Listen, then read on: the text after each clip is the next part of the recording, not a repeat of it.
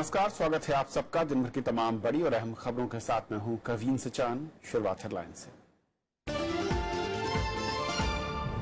बेहिसाब संपत्ति मामले में शशिकला को 4 साल की कैद, नहीं लड़ पाएंगी 10 साल तक चुनाव, तुरंत सरेंडर करने का आदेश। अन्नाद्रमुक विधायक दल के नेता पलनीसामी का सरकार बनाने का दावा, मुख्यमंत्री समेत 20 नेता निष्कासित। पनीर सेल्वम गुट ने फैसले को बताया अवैध। उत्तर प्रदेश की 67 और उत्तराखंड की 69 सीटों पर मतदान कल। 1349 उम्मीदवारों की किस्मत का होगा फैसला। तीसरे चरण के लिए प्रचार हुआ तेज।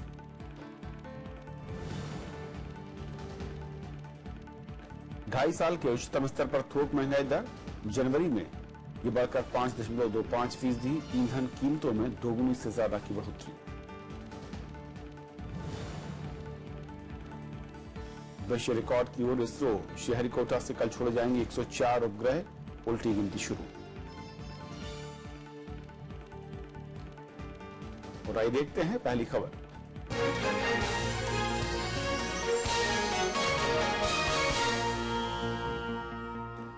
सुप्रीम कोर्ट ने अन्नाद्रमुक महासचिव वीके शशिकला को आय से अधिक संपत्ति मामले में दोषी पाया है।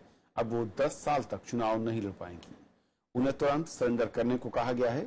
राजनीतिक दलों ने इस फैसले का स्वागत किया है और राज्यपाल से तमिलनाडु मसले का जल्द हल निकालने की अपील की है। तमिलनाडु के मुख्यमंत्री बनने का वीके शशिकला का सपना टूट गया है। सुप्रीम कोर्ट ने आय से ज्यादा संपत्ति मामले में उन्हें दोषी पाया है।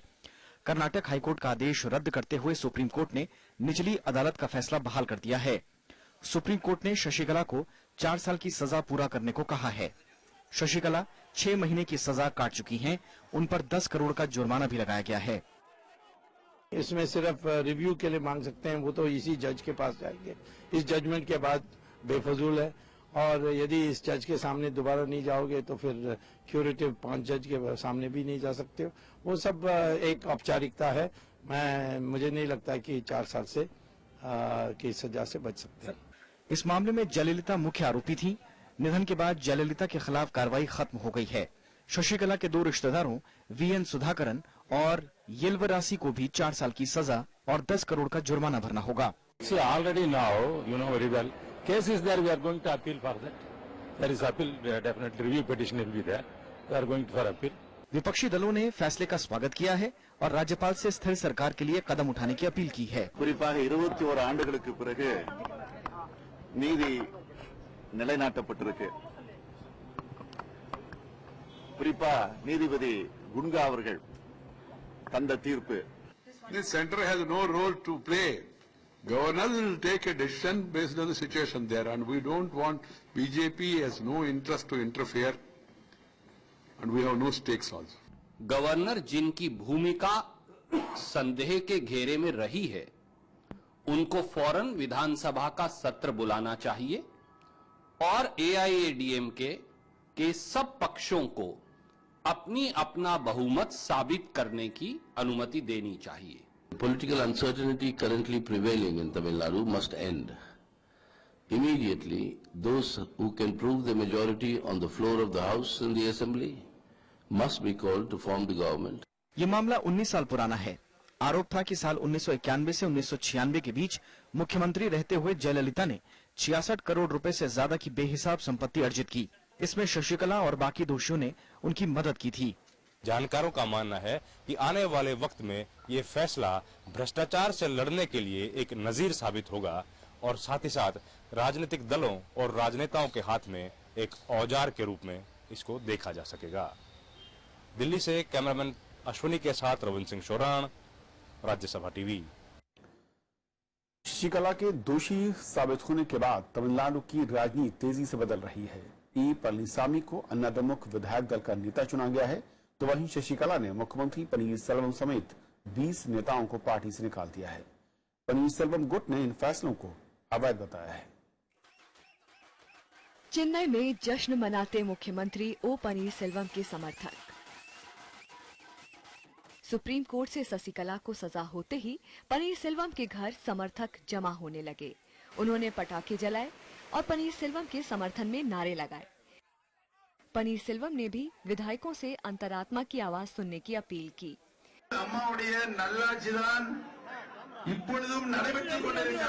Mr. OPS is definitely going to come back as the Chief Minister of Tamil Nadu, and he is going to be another Kamaraj, another MJR, and another male version of Amma. फैसले के बाद शशिकला के घर post garden पर सन्नाटा पसरा रहा। चेन्नई से करीब 80 किलोमीटर दूर रिजॉर्ट पर पुलिस की तैनाती बढ़ा दी गई।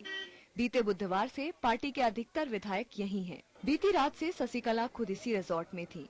फैसला आने के बाद शशिकला ने विधायकों के साथ बैठक की और ई पलनीसामी को विधायक दल का नेता चुना गया। वहीं ओ पनीरसेल्वम समेत 20 नेताओं को पार्टी से निष्कासित करने का फैसला हुआ। शाम में पलनीसामी ने राज्यपाल से मिलकर सरकार बनाने का दावा किया। அனைத்து இந்திய அண்ணா திராவிட முன்னேற்ற கழகத்தினுடைய சட்டமன்ற கட்சி தலைவராக எடப்பாடி கே பழனிசாமி என்னை அறிவித்தார், தேர்ந்தெடுத்தார். Palanisamy is not a fit person to hold the post. She is fit for nothing. Jayalalithaa की भतीजी दीपा जयकुमार ने पलनीसामी को विधायक दल का नेता चुनने का विरोध किया। उन्होंने कहा कि पलनीसामी के जरिए शशिकला रिमोट कंट्रोल से सरकार चलाना चाहती हैं। Whoever is going to lead the AIADMK should definitely not be a puppet of the Natarajan Sashikala clan, and it should be a person whom Madam Jayalalitha herself chose, and it should be the right person who can take forward her legacy and fulfill all her dreams. Tamil Nadu में सियासी संकट 5 फरवरी से जारी है। इसी दिन पनीरसेल्वम की जगह शशिकला को विधायक दल का नेता चुना गया। पहले पनीरसेल्वम ने राज्यपाल को इस्तीफा सौंप दिया, हालांकि बाद में उन्होंने इसे दबाव में लिया गया फैसला बताया। इसके बाद शशिकला और पनीरसेल्वम ने राज्यपाल से अलग अलग मिलकर बहुमत का दावा किया। वहीं अटॉर्नी जनरल ने सोमवार को राज्यपाल को सलाह दी कि वो 1 सप्ताह में विधानसभा का सत्र बुलाकर बहुमत का फैसला करें। कई लोगों का मानना है कि 4 साल बाद भी, जो राजनीति में लंबा समय नहीं है, शशिकला वापस आकर अपने आप को जयललिता का उत्तराधिकारी होने का दावा कर सकती हैं। चेन्नई से कैमरा पर्सन सुधांशु के साथ कृति मिश्रा, राज्यसभा टीवी। और चेन्नई से हमारे साथ वरिष्ठ पत्रकार एस श्रीनिवासन जुड़ रहे हैं। श्रीनिवासन साहब, स्वागत है। जिस तरीके से पूरा घटनाक्रम सामने आ रहा है और अब जबकि शशिकला ने एक और चेहरे को आगे कर दिया है, तो क्या इसके बाद विधायकों के समर्थकों की जो संख्या है, मैंने कहूं कि बहुमत को लेकर वो जो नंबर्स हैं उसमें कुछ चेंज आ सकता है इस फैसले के बाद, या फिर अभी भी हालात पहले जैसे ही हैं?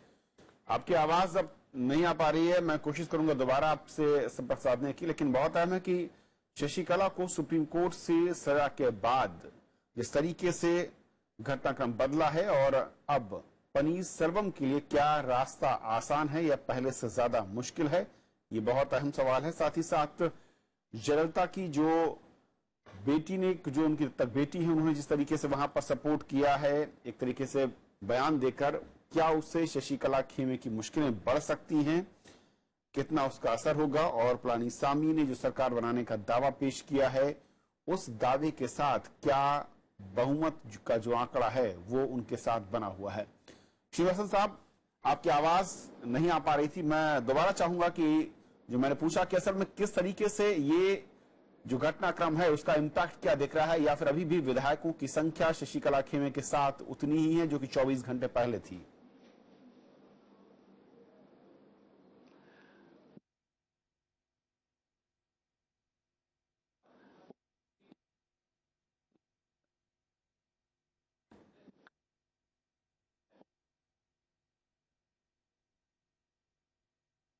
मगर सही हिसाब तभी पता चलेगा जब ये विधानसभा के जब ये विधानसभा के फ्लोर में इसका टेस्ट होगा। आज स्थिति यह है कि शशिकला ने जैसे ही देखा कि जजमेंट उनके खिलाफ है और वो अब आगे मुख्यमंत्री नहीं बन सकती हैं, तो उन्होंने अपना प्लान बी को आगे किया, जिसके अंतर्गत उन्होंने पलनीसामी को अपने पार्टी का, अपने पक्ष के पार्टी का, शशिकला के पक्ष के, एआईएडीएम के जो शशिकला का पक्ष है उसको नुमाइंदा उनको चुना। अब आगे मामला अब गवर्नर हाउस और उसके बाद अब जाता है असेंबली में। गवर्नर हो सकता है एक कॉम्पोजिट वो बुलाएं, असेंबली का सेशन बुलाएं जिसमें दोनों ही पक्ष के लोग होंगे और उसमें ये देखना है कि क्या होता है, क्योंकि दोनों ही जो मुख्यमंत्री के दावेदार हैं ओपीएस, पन्नीरसेल्वम और पळनिसामी, दोनों आज राज्यपाल से मिले और उन्होंने अपने अपनी कैंडिडेट्स की लिस्ट दी है। दोनों ने ये कोशिश की है कहने की, दोनों ने ये कहा है कि बहुमत उनके साथ है। अब ये गलत है या सही है ये तभी पता लगेगा जब असेंबली पे के फ्लोर पे ये टेस्ट होगा। चूंकि ये कॉम्पोजिट टेस्ट है, ये जरूरी नहीं है कि गवर्नर पहले से ही किसी को डिक्लेयर करें कि ये चीफ मिनिस्टर के उनको वो दिला के उसके बाद करें, क्योंकि ये फ्लोर जो टेस्ट है दोनों के लिए है जी। ये मतदान एक सीक्रेट मतदान हो सकता है जिसमें लोग या तो ओपीएस को या पळनिसामी को वोट करें और उसका निर्णय फिर सामने आ सकता है। ये एक तरीका है जो अब दिख रहा है। और क्या श्रीनिवासन साहब, डीएमके की भूमिका भी किस तरीके की दिख रही है? क्या कुछ बयान उनकी ओर से आ रहे हैं? क्योंकि शुरुआत में ऐसा लग रहा था कि थोड़ा सा पनीरसेल्वम की तरफ उनको टिल्ट होते देखा जा रहा है उनके बयानों को लेकर। ये आपका बहुत अच्छा प्रश्न है। पनीरसेल्वम के उनकी जो रवैया था वो पहले थोड़ा सॉफ्ट था और अब पनीरसेल्वम जैसे ही एक कैंडिडेट बनकर चीफ मिनिस्टर के दावेदार बने, उनका रवैया कुछ और था और आज के जजमेंट के बाद उनका रवैया और भी शार्प हो गया है और भी वो एक अटैक मोड पे आ गए हैं। वो अभी तक तो ये कोशिश कर रहे, ये उनके ये डिमांड है कि एक स्थायी सरकार यहां पर आनी चाहिए। उनका मेन डिमांड वही है, डीएमके का एक स्थायी सरकार होनी चाहिए। मगर जब कॉम्पोजिट वोटिंग हो रही है, इसमें एक ऑप्शन और है, क्या डीएमके गवर्नर से और स्पीकर से यह कह सकता है जब आप कॉम्पोजिट फ्लोर टेस्ट कर रहे हैं उसमें एआईएडीएम के दोनों पक्ष हैं, क्यों ना हमको भी उसमें लिया जाए, जब ये सीक्रेट पोल होने ही वाला है क्यों हम भी एक उसमें पार्टी बने। मुझे लगता है कि शायद ऐसा नहीं करेंगे, मगर यह भी एक पॉसिबिलिटी है, बट मुझे लगता है वो ऐसा करेंगे नहीं। क्योंकि कुछ खबरें ऐसी आ रही थी कि डीएमके किसी एक खेमे को सपोर्ट कर सकता है, यानी कि आईडीएमके में एक टूट की संभावना से इनकार नहीं किया जा सकता। लेकिन क्या किसी भी गुट के पास 2/3 मेजॉरिटी, यानी कि जो टूट को मैं कहूं कि लेजिटिमेट करने के लिए चुनाव आयोग का जो एक मैं कहूं रूलिंग है, उसके लिहाज से संख्या बल दिखता है, नंबर्स दिखते हैं? देखिए, यदि टूटता है तो 2/3 होना चाहिए। 2/3 मेजॉरिटी से ही पार्टी टूट सकती है, अदरवाइज एंटी डिफेक्शन लॉ उसमें लगेगा। मुझे नहीं लगता कि अभी पन्नीरसेल्वम वहां तक पहुंचे जहां वो 2/3 मेजॉरिटी अपनी तरफ ले पाएंगे। दूसरी बात यह है कि क्या द्रमुक, अन्ना द्रमुक, डीएमके और एआईडीएमके में ये जो इतने दिनों से जो दुश्मनी रही है, क्या वो इतने जल्दी मिट जाएगी? मुझे लगता है कि एडीएमके के जो दोनों ही पक्ष जो हैं, ओपीएस और पळनिसामी, दोनों ही अपने आप को एक जयललिता का इनहेरिटर मानते हैं। वो उनका जो अभी तक का जो वो है, उनका इनहेरिटेंस वो अपने आप को मानते हैं। उसी बल पे उनको एमएलए मिलेंगे, इसलिए बहुत मुश्किल है उनको डीएमके के साथ हाथ जोड़ना नहीं, हाथ मिलाना उनके लिए बड़ा मुश्किल होगा। मुझे ये लगता है कि ये दोनों ही यदि ये दोनों ये कोशिश करते हैं कि किसी तरीके से पार्टी को बचाया जाए, किसी तरीके से एडीएमके को बचाया जाए, वरना ये उनको मालूम है कि यदि एडीएमके के दोनों पक्ष साथ नहीं आते हैं, हाथ नहीं मिलाते हैं, तो फिर ये फायदा डीएमके को ही अंतोगत्वा जाएगा। यह हो सकता है एक शॉर्ट टर्म के लिए एक तरह का प्रेसिडेंट रूल लगे, भले असेंबली डिसॉल्व ना हो और थोड़ा सा समय दिया जाए पॉलिटिकल रीग्रुपिंग के लिए। ये सब ऑप्शंस हैं। एक स्टेटमेंट आज सुबह पनीरसेल्वम ने दिया, थोड़ा स्टेट्समैन लाइक स्टेटमेंट था उनका। उनका ये कहना था कि अपने जो दूसरे जो साथी हैं एडीएमके के जो शशिकला के साथ हैं, उनको उन्होंने एक दावत दी। उन्होंने कहा कि आइए सब लोग मिलकर हम एडीएमके को बचाएं। उन्होंने ये बात कही है, मगर इसका अभी रिस्पांस पलनीस्वामी की तरफ से अभी आया नहीं है। देखना होगा कि क्या जो कि शशिकला के जो क्या दोनों खेमों के बीच कोई सुलह होती है, कोई ऐसा चेहरा जो कि दोनों धड़ों को मान हो, ऐसा चेहरा सामने आ सकता है, या फिर अभी भी शशिकला खेमा को ये लगता है कि उनके पास बहुमत है, इसीलिए वो शायद थोड़ा सा भी झुकने को तैयार नहीं। ये बहुत अहम होगा। बहुत बहुत शुक्रिया सर इस पूरी मसले पर हमारे साथ चेन्नई से जुड़ने के लिए आपका। और ये थी पहली खबर। छोटा सा ब्रेक और ब्रेक के उस पार दिन भर की दूसरी बड़ी खबरें।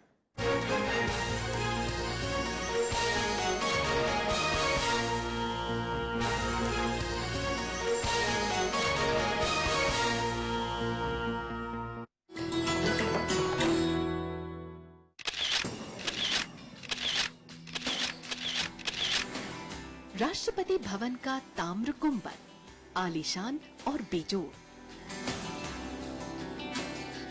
सांची के बौद्ध स्तूप से प्रभावित इस गुंबद की ऊंचाई बाकी इमारत से करीब 2 गुनी। 6 अप्रैल 1929 को बनकर हुआ तैयार। ये शानदार गुंबद राष्ट्रपति भवन की स्थापत्य कला और खूबसूरती को लगाता है 4 चांद।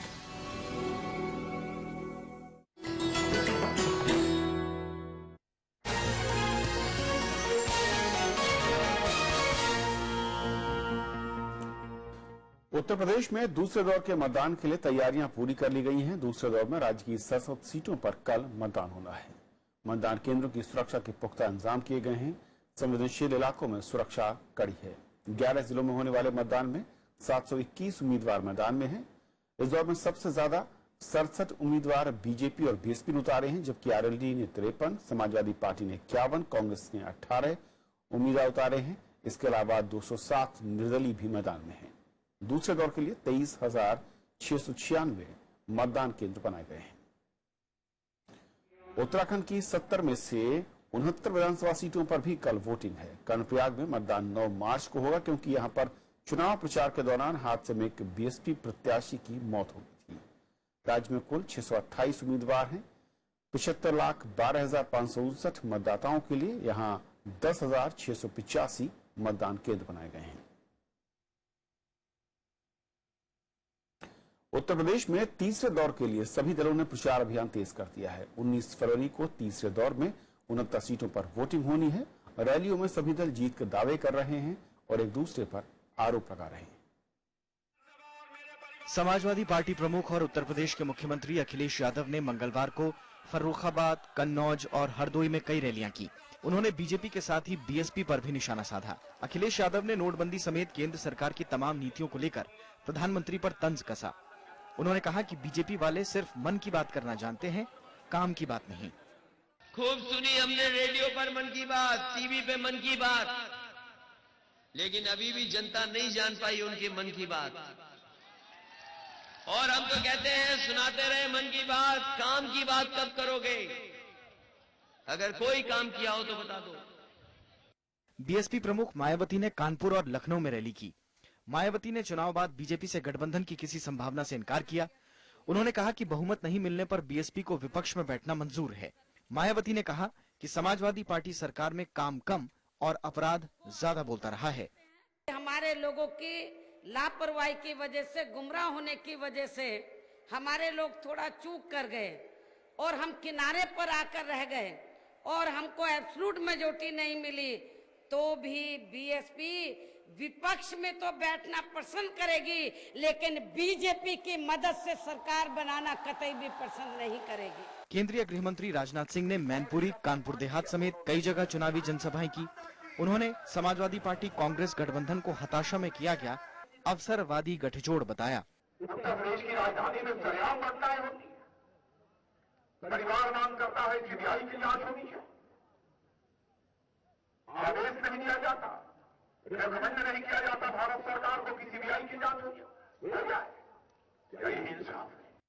उत्तर प्रदेश में तीसरे दौर में 12 जिलों की 69 सीटों पर मतदान होना है। तीसरे दौर के लिए 19 फरवरी को वोट डाले जाएंगे। Bureau report, Rajya Sabha TV. Samajwadi party और कांग्रेस ने उन सीटों पर स्थिति साफ कर दी जहां दोनों के उम्मीदवार एक दूसरे के विरोध में खड़े थे। दोनों पार्टियों ने एक संयुक्त प्रेस विज्ञप्ति जारी करते हुए 10 उम्मीदवारों की सूची जारी की है, जिन्हें पार्टी ने उम्मीदवारी से हटा दिया है। सूची में कांग्रेस के 5 और समाजवादी पार्टी से 5 उम्मीदवार शामिल हैं। 10 सीटों पर ये उम्मीदवार अब तक खुद को गठबंधन का असली उम्मीदवार बता रहे थे। आपको बता दें कि गठबंधन से पहले कई सीटों पर दोनों पार्टियों ने उम्मीदवारों की सूची जारी की थी, लेकिन गठबंधन के बाद इस बात पर पेश कायम रहा कि असली उम्मीदवार कौन है। सुप्रीम कोर्ट ने साफ किया है कि वो मुस्लिम समाज में प्रचलित 3 तलाक, निकाह हलाला और बहुविवाह में सिर्फ कानूनी पहलू से जुड़े मुद्दों पर ही विचार करेगा। अदालत ने स्पष्ट किया है कि मुस्लिम पर्सनल लॉ के तहत तलाक की अदालतों को निगरानी करनी चाहिए, इस पर विचार नहीं होगा। कोर्ट का मानना है कि यह विधायिका के अधिकार क्षेत्र में आता है। मुख्य न्यायाधीश JS खेर की अगुवाई वाली पीठ ने सभी पक्षों से विचार किए जाने वाले बिंदुओं को अंतिम रूप देने को कहा है। कोर्ट ने 16 फरवरी को इससे जुड़े मुद्दे तय करने और 11 मई से नियमित सुनवाई शुरू करने की बात कही। केंद्र सरकार समानता और महिलाओं के मान सम्मान का हवाला देते हुए 3 तलाक, निकाह हलाला और बहुविवाह का विरोध कर रही है। वहीं all India Muslim personal law board का कहना है कि इनमें कोर्ट के हस्तक्षेप की जरूरत नहीं है। जम्मू कश्मीर में आज 2 अलग अलग मुठभेड़ में 4 आतंकी मारे गए। मुठभेड़ बांदीपुरा और हंदवाड़ा में हुई। हंदवाड़ा में 3 आतंकी जबकि बांदीपुरा में 1 आतंकी मारा गया। बांदीपुरा में 3 जवान भी शहीद हो गए। खुफिया जानकारी के मुताबिक मंगलवार तड़के हाजन इलाके में अभियान शुरू हुआ। मुठभेड़ में एक नागरिक समेत 6 जवान घायल हुए हैं। रविवार को कुलगाम में हुई मुठभेड़ में सेना ने हिजबुल मुजाहिदीन के 4 आतंकियों को मार गिराया था। वहीं इस मुठभेड़ में एक नागरिक समेत सेना के 2 जवान शहीद हुए थे। जनवरी में थोक महंगाई दर में बेतहाशा बढ़ोतरी देखने को मिली है। 2.5 साल के उच्चतम स्तर पर पहुंच चुकी है। थोक महंगाई दर बढ़कर 5.25% तक पहुंच गई है। दिसंबर में यह आंकड़ा 3.39% था और नवंबर में ये 3.15% से संशोधित होकर 3.38% थी। जनवरी में खाने पीने के सामान, प्राइमरी आर्टिकल और मैन्युफैक्चरिंग प्रोडक्ट्स की महंगाई दर में मासिक आधार पर इजाफा दर्ज किया गया। इसके अलावा सब्जी और फल के दाम भी बढ़े हैं। सरकारी आंकड़ों के मुताबिक ईंधन और ऊर्जा की महंगाई दर में दोगुने से ज्यादा की वृद्धि हुई। जनवरी में यह आंकड़ा 8.65 से बढ़कर 18.14% तक पहुंच गया। डीजल की कीमत इस महीने करीब 31% और पेट्रोल की कीमत करीब 15.5% बढ़ी।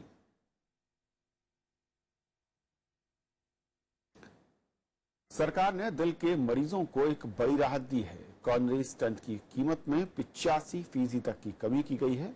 अब मेटल के स्टंट 7,623 रुपए मिलेंगे। वहीं ड्रग डायल्यूट स्टंट की कीमत 31,080 रुपए होगी। इसमें वैट और दूसरे तरह के टैक्स भी शामिल हैं। नई दरें तुरंत लागू हो गई हैं। सरकार ने कंपनियों से मौजूदा स्टॉक की MRP में बदलाव करने को कहा है। कॉर्नरी स्टंट ट्यूब जैसा एक यंत्र होता है जो दिल में रक्त के प्रवाह को बनाए रखता है। श्रीहरिकोटा के अंतरिक्ष केंद्र से कल होने वाले 104 उपग्रहों के प्रक्षेपण की उल्टी गिनती शुरू हो चुकी है। प्रक्षेपण सुबह 9:28 पर किया जाएगा। इनमें पृथ्वी के अध्ययन के लिए 714 किलोग्राम का कार्टोसैट 2 सीरीज का उपग्रह शामिल है।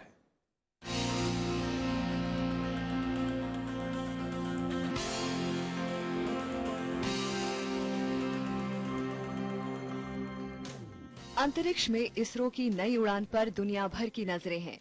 इस प्रक्षेपण के तहत अंतरिक्ष में 2 या 3 नहीं बल्कि पूरे 104 उपग्रह एक ही अभियान के तहत प्रक्षेपित किए जाने हैं। Really significant red letter day for Indian aerospace, Indian space research. It's not every day that you have 104 satellites going every time.